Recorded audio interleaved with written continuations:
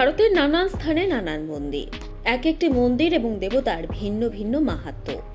আজ আপনাদের ভারতের আর এক মন্দিরের গল্প শোনাবো, যেখানে ভক্তরা দেবতাকে চাক্ষুষ করতে পারেন না, এমনকি মন্দিরের পুরোহিত চোখ বাঁধা অবস্থায় প্রবেশ করেন। সেই রহস্যময় মন্দিরটি হিমালয়ের কোলে উত্তরাখণ্ডের চামোলি জেলার ওয়ান গ্রামে অবস্থিত লাটু দেবতার মন্দির।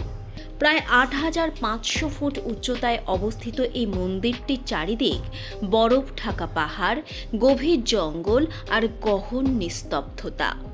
রহস্যে ঘেরা এই মন্দিরে দেবতার মূর্তি কেউ দেখতে পায় না।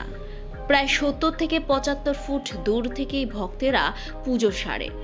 মন্দিরের ভিতরে একমাত্র পুরোহিতই প্রবেশ করতে পারেন, তাও চোখ, কান আর নাক ঢেকে। কিন্তু কেন এই অদ্ভুত নিয়ম? লোককথা আর বিশ্বাস, লাটু দেবতার মধ্যে এমন এক শক্তি আছে যা কেউ সরাসরি দেখলে বিপদ হতে পারে। কেউ কেউ বলেন দেবতার সঙ্গে আছে নাগরাজ আর এক রহস্যময় মণি। সেই মণির আলোর তেজ এতটাই তীব্র যে কেউ সরাসরি দেখলে দৃষ্টিশক্তি হারাতে পারেন তিনি। প্রচলিত বিশ্বাসে ভর করে কেউ কেউ বলেন ভিতরে একটা প্রদীপ জ্বালালে শত শত প্রদীপ আপনা আপনি জ্বলে ওঠে।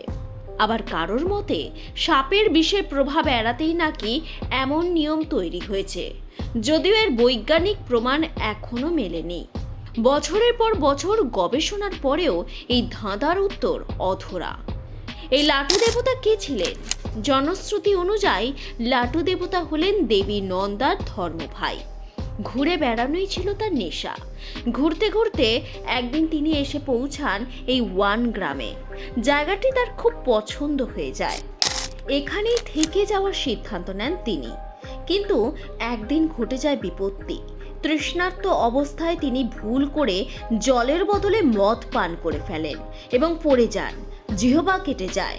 গুরুতর আহত অবস্থায় কিছুদিন পরেই তার মৃত্যু হয়।